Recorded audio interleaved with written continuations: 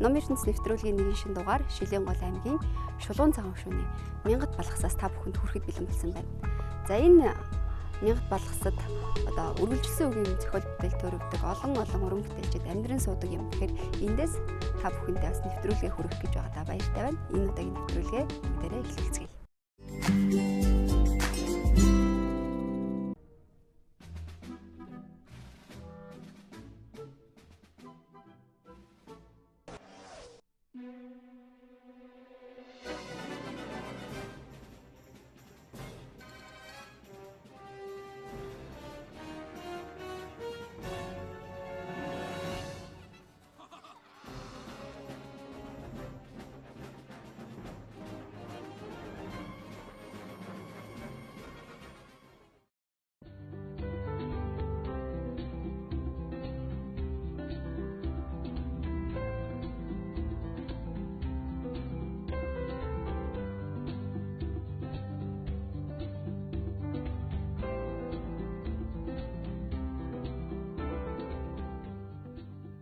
Жилийн туршлагатай Эгцэс эмнэлэг 2015 оноос Японы эрдэмтэн профессор Шимоногийн удирдлагын дор каристод буюу шүдний цоорлын үйл явцыг тогтоох төсөл, солонгосын имплант сулгах, Германы хиймэл шүдний цоо шин технологиг нэвтрүүлж Монголдо анх дахь боллоо. Бид шүдний эрүүл ахуйн цоо шин 90 үнийг эхлүүллээ. Найрсаг үйлчилж насан туршийн нэмсэглэл бэлгэлнэ. Батмукгүйгийн 1982 онд сэтгүүл дээр гарч ирсэн хальжин дуулагдах чухалыг уншаад бол одоо би их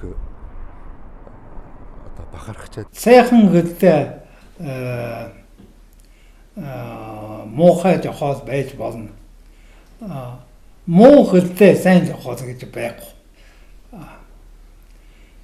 Учир нь хөлний урлаг учраас 2000 онд одоо шүлэг найраг бичиж одоо анх эхэлж оролдож байхдаа одоо Батмунх шиг одоо гэрдэн саруулж очиод Батмунхтай бас уран зохиолын тухай ярьж Батмунхаас хамаг дөрөв бид хоёр Батмунхшид тэгдэл уулзлаа. За манай Батмунх гэдэг зохиолч бол өвөр Монголын Арманы зохиолын талаар гэж хэлэх юм уу, ер нь үргэлжлсэн үгийн зохиолын талаар гэж хэлэх. Их нөлөөтэй. Түүний нөлөө нь яагаад юм бэ гэвэл өөрийнх нь одоо зохион бүтээсэн онцлогтой холбоотой байдаг.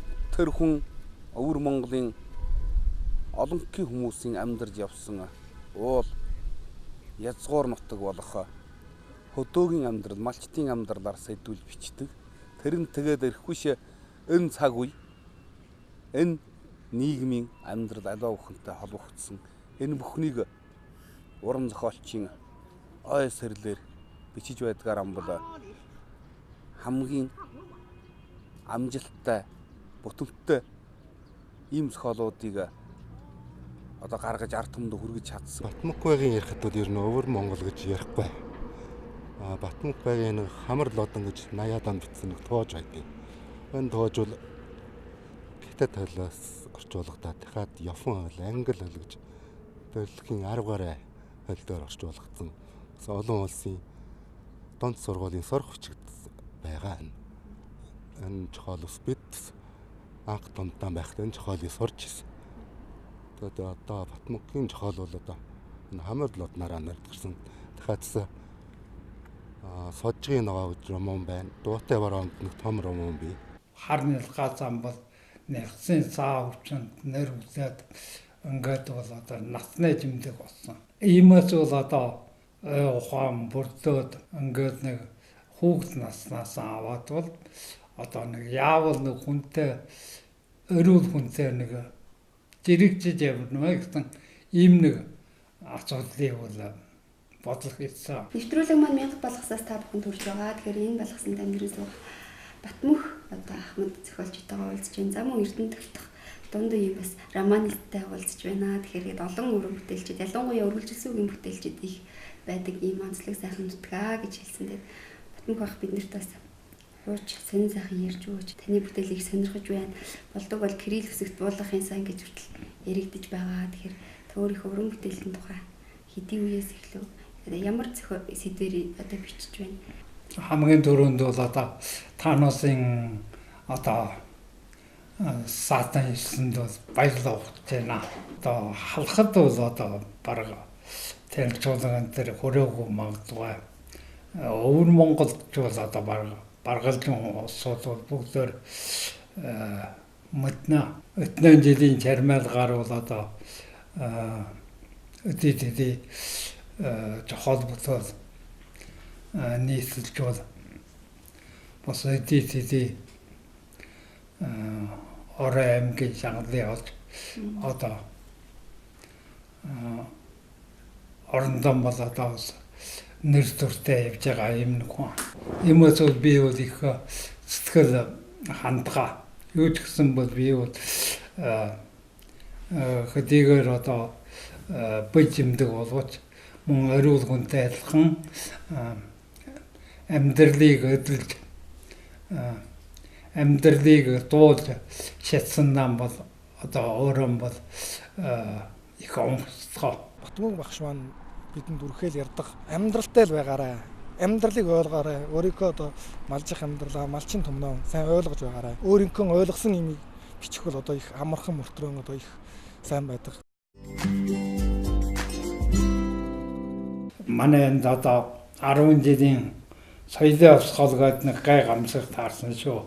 Одоо тэр гай гамсаг дотор бас би бас хамрагдаад орсон. Ингээд одоо тэр гай гамсаг 10 жилийн гай гамсаг өнгөрөөд одоо 9-ны дараа бол би 1979 оноос ихэл одоо утга зохиол бүтөөгөөд баг нэг жуугаад шигам тууж бас нэг 10-аад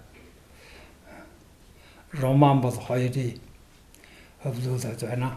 Түрээд одоо би өөрөө юу мэднэ вэ? Одоо манай аав дэдсэн ярихаар одоо би багасаа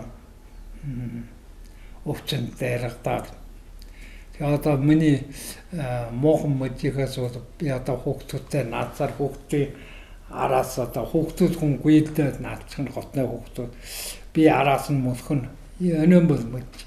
Ингээд сүүлд нь бол одоо манай 30 дээр ирээд манай ааж миний ичгчтэй баалуу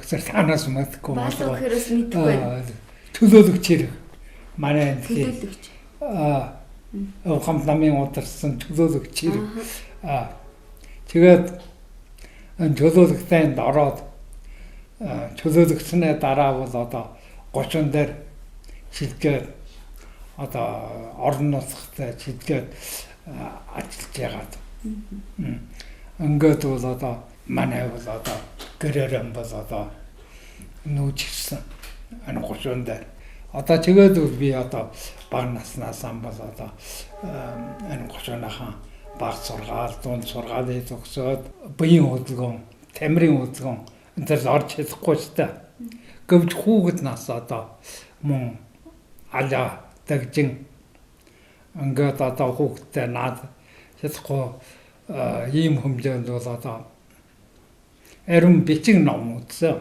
Өргөөд нэг нь бол би одоо 1998 онд бол анх дундаан төгсөөд тэгээд тэр үед бол одоо яг соёлын осгоод ид дундаан явжсэн учраас одоо манай энд бол одоо бүр үргэлжлэн сургаал байхгүй болчихсон. Тэгээд одоо сэхэдэн залуучуудыг хөдөө болгоно гэдэг. Тэгээ хөдөө буугаад би бол одоо малчтай чуу суугаад амьдраад ингээд явах дунд бол одоо малчтай болоод харилцаа ойлголцоод сэтгэл ойлголцоод ингээд бол одоо малч амьдралыг бол одоо ойлгож биеинхэн чадлын хэрээр мал малжлын үеиг төрөл оролцож хаатны хонь өхөр хариулах юм уу үрхээ ус хариулахгүй шүү хүнээ орны хонь өхөр хариулах юм уу яаж бол одоо хонь ажиллах өвс хатах одоо иймэрхүү багаар хороо өрөө барих ингээ оролцоод бол одоо амьдралыг ойлгосон.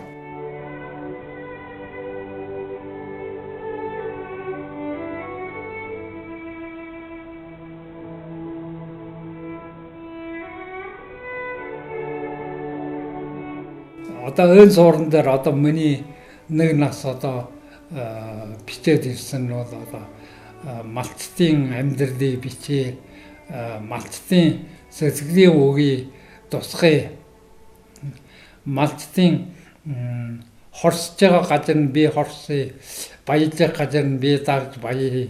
Ийм нэг зорилгоор бол одоо бичээд. Энэ бол одоо миний жохон мөрдөөгийн насан туршийн зорилт гэж хэлээ болно. Аяг шаажингийн хөлтөрхийг жүйд тавьсан өрөөтэй, аргал хургуулын овоохоор галлаж дулаасан өрөөтэй, алиахан насны дурсамжаа шивэнд даатгсан хүсэлтэй, аав эзэнхэн чахааг жүүд мансан үдэштэй. Миний нэг тууж байдгийн үдшийн дулаан. Эхлээд бол манай өвөр Монгол хичээлийн бичгэнд өндөр дундын хичээлийн бичгэнд ороод ингээ хамарлоодон гэсэн гарцгаар ороод. Хамарлоодон гэдэг зохиолыг бол бүгд мэддэг. Өөрөө хэлж байсан өмнө хэдэн жилүүдэд сонсоход 5 улсад хэвлэгчгээд байна гэж ярьдаг гэж өөрөө хэлж байслаа. Өөр улсууд л одоо бараг 10 улсын хэтэр гарсан байхаа сонссон гэж бас ярьж байсан, гарч байсан. Ингээр өмнө нь мэдээж Англи, Америк зэрэг улсуудаар бол 5 улсууд дээр бол их эртэл гарсан юм билээ. Монгол эрдэмтэн хангин Гомзав гэдэг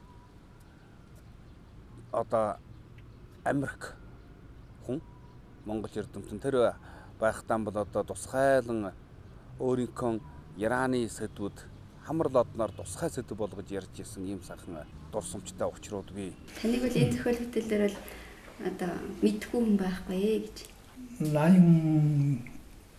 83 он 84 5 он 84 он.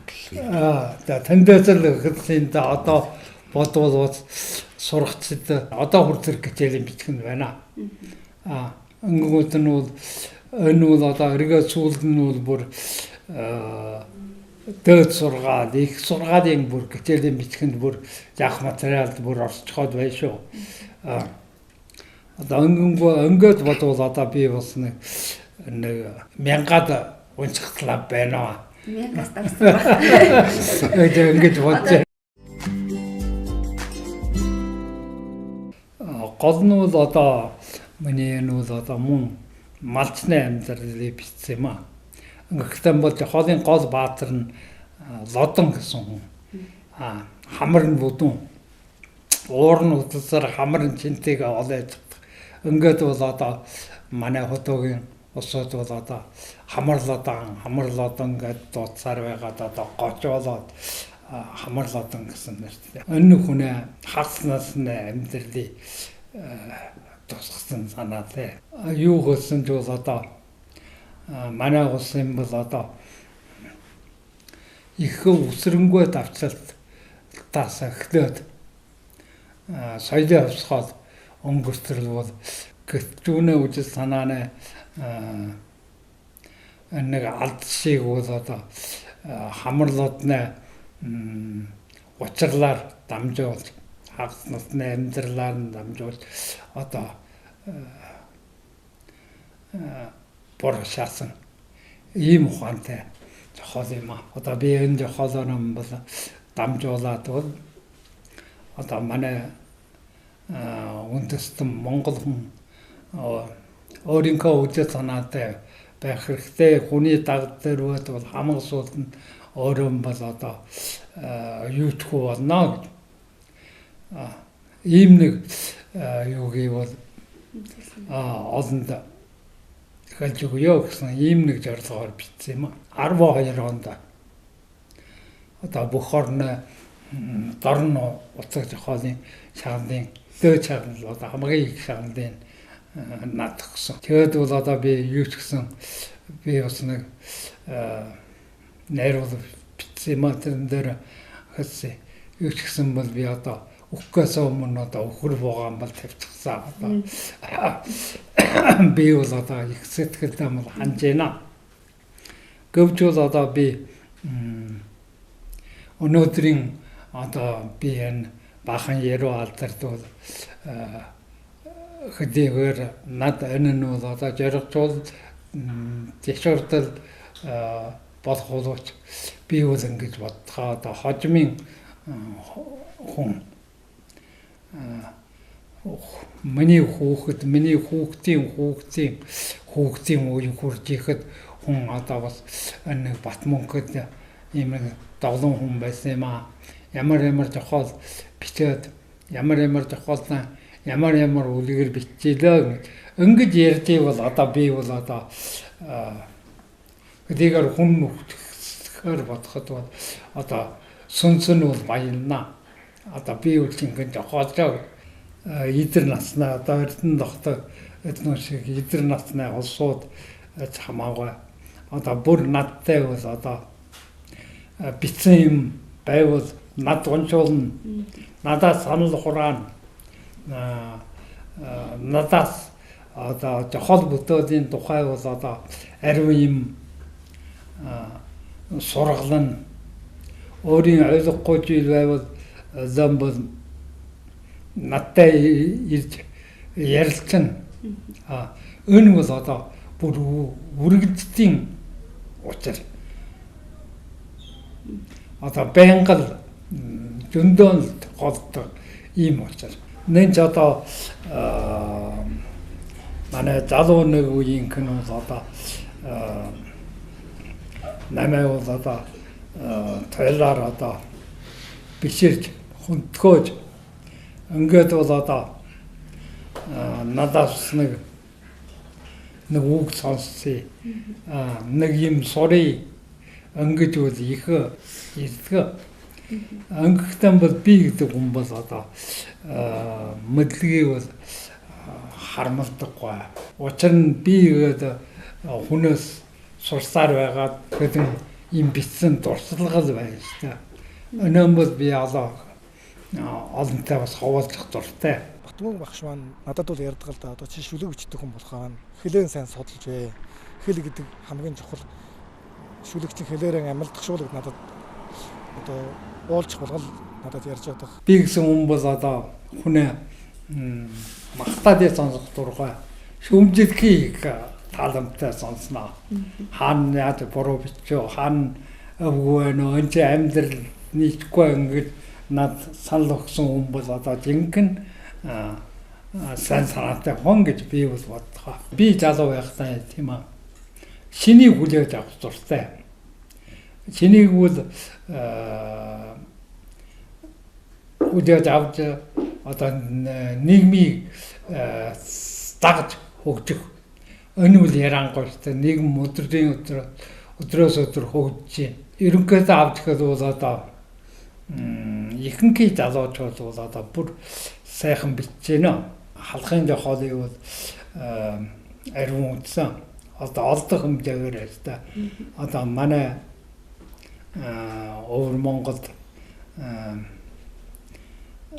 хорволоод гарсан нэг бүгдийг бараг уншсан. Одоо замбын тунгалаг тамираас эхлээд одоо оройгуусум намдгийн цаг төрийн юм ийм мөнгө роман ихэнхий романы би олохын ойрд би одоо нэг сэтгүүл дээрээс нэг хэдэн охор өгүүлэг уншсан халахын гас. Халахын жохолчдын хөдлөг бол хас чивэрх. Манай энд бол одоо гургуу шүү. Гэтэ тэгэл орж ирэхэд нэ ялангуяа одоо манай жахар ус гавга. Жарим газар бол одоо жохолон гитар сэтгэгч гэн. Өргөд Монгол үсгээр одоо бичин жанг тэр сэтгэх болоод тэр хөлөө хоёр бол аяндан навтрлахгүй ийм явдал бол ариун гарч.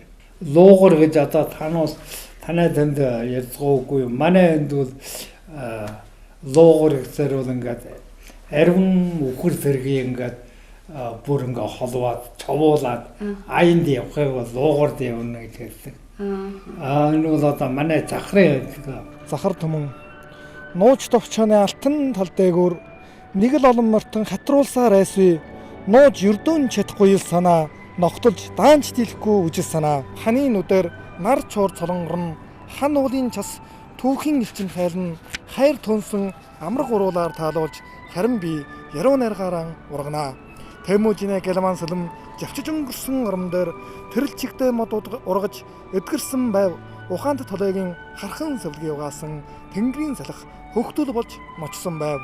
Уул нь уулаан дэрж он жилүүдийн дохмол усан усаан амгаалж оршиж ирэхгин тэнглэг үүсэн орголон боовэлж өдөржинэн энэрлэр хайлах өвсөн талаан гаргадаж өрлөө үчиг жангадах үнэн үнэмрээр өсөг болгон уртын дугаар гიშгэлэн үгээлэн ирэхээр ээжийн сүв тэнгэрийн үднээс асгарнаа. Домогт Монголын торгон ир явсан тууцсан жуунуудын тэнгэр ам явсан дөрөн өндөсөн сахар түмэн дуулах ирээдүйн чинкэр амсгаа шилж шаргасан эр зоргын дуулаан шигчиж үлдсэн гүн ухааны чууря эсхий туурахтны тэнгэрлэг жаяан амтэрхэ ясхтуул игднэ жорох санааны тасархай нууц товчооны алтан талдайгүр нэг л олон мортон хатруулсаар айсүй эсгэрэн шугах хар сүлднэ хөхүүл юмдэд 99 тэнгэрийн Чингис жаргалтай бичиг юм бид бий үлдээ гэж одоо эрдэнэ тогтоон энтертэйгээ зүгээр суулж авах үед ярьдаг. Одоо манай захар гөвшил ловцон дөлтөм бол цагаан уулын сумд суугаад яг ноцох нь бол ихнуур манай ихнуурын им эсвэл тэрнээ сүг сүнснэ бидэнд саярхал юм уу гэж ингэж боддог. Манай ихнуураас бол ариун жавхал хэвээр. Одоо эрдэнэ тогтдог гэнэ ханган насан үлжийг гэнэ ингээ романы жавхал битдэг бол одоо сэчим баяр үүсэргэлэн ингээд манай чинь одоо 13 болж байна уу. За манай ганцхан ихнуур сом шүү одоо. Ганцхан гоод үзэгдэл гэж яригдаад байгаа шүү дээ.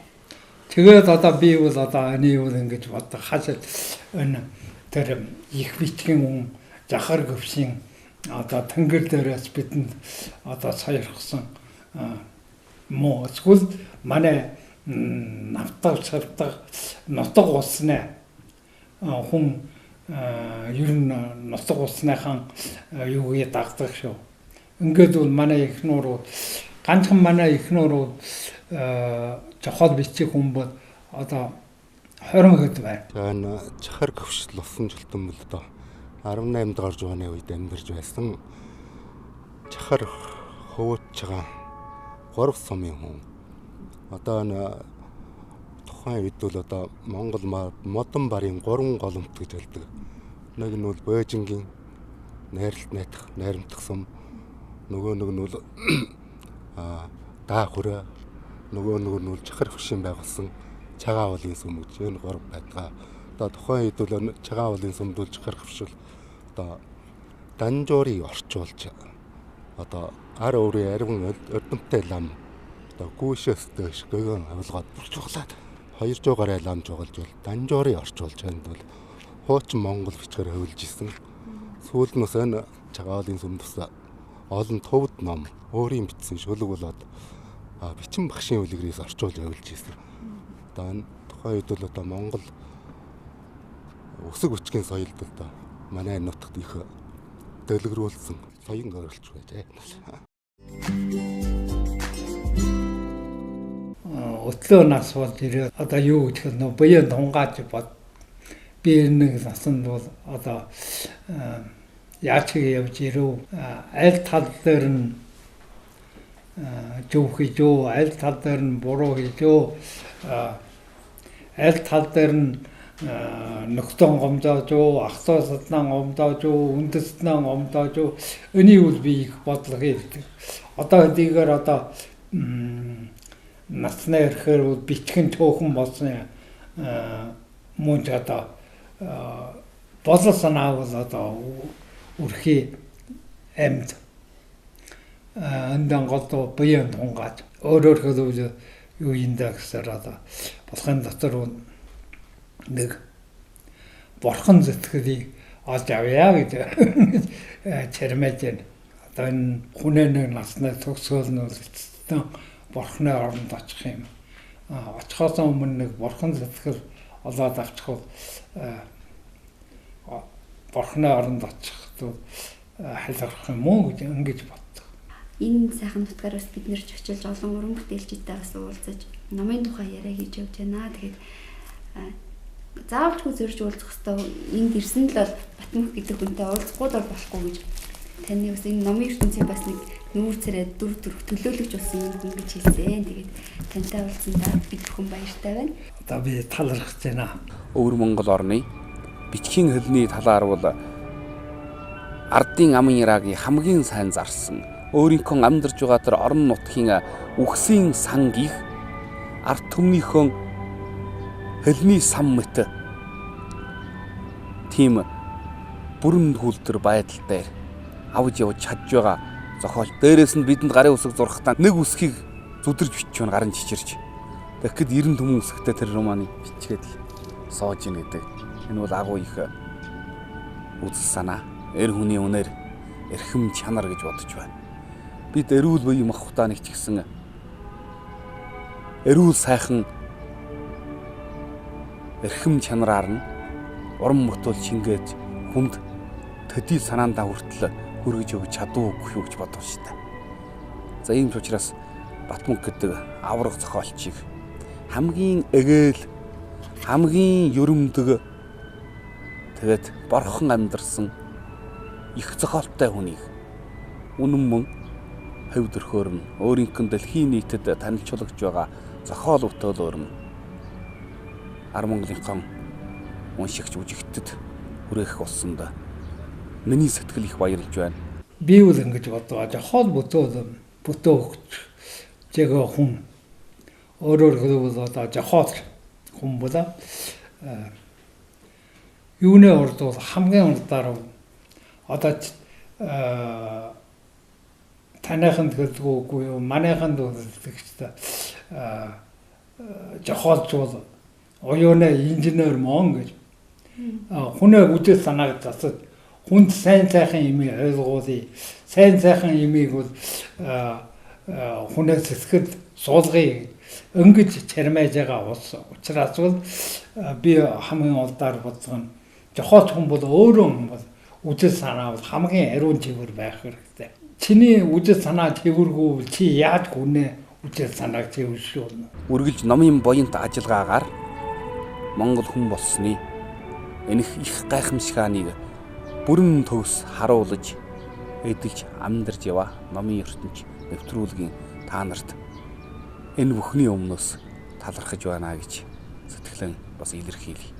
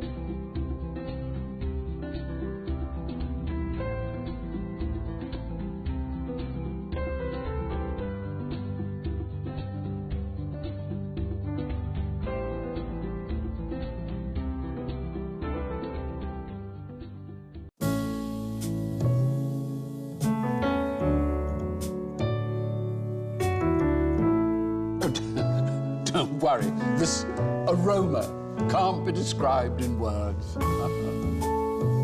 A stringent aroma of fresh Ahmed Ceylon tea invariably brings us back to the place where we are happy. Ahmed tea. Difficult to imitate, impossible to repeat. Цахар гівш лувсан чултмын нутгаас нэвтрүүлэг манд хурж өндөрлж байна. Энэ хүний авшгаар олон сайхан бичгийн мэргэд энэ нутгаас төрөн гарсан байдаг юм байна.